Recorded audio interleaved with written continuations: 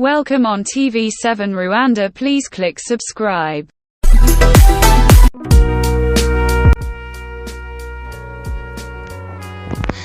Yes kabisa, nizere ko mumeze neza cyane, mukomeje kugenda mugubwa neza aho muri hose hagiye hatandukanye. Nizere ko umunsi wanyu ukomeje kuba wagenda neza muri aya masaha. Reka nshimire wewe kandi subscribe nawe utayikana ngubwire ngo yikande tujye dukomeza kubana umunsi kundi. Equipe APR Football Club yemeje umutoza mushya Darko Novic.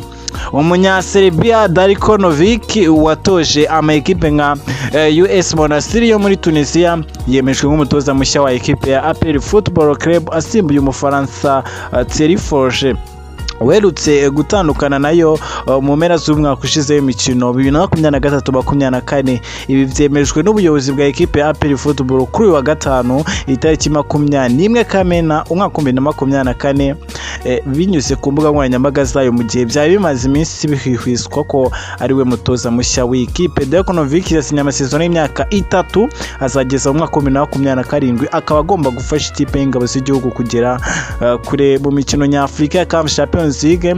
Uyu mugabo w'imyaka 52 yatoje ama equipe arimo ES Stifo, US Monastir n'ikipe y'igihugu ya Libya. Novic niwe mutoza watozaga US Monastir ubwo yasezeraga equipe ya APR muri CAF Confederation Cup 2022-2023.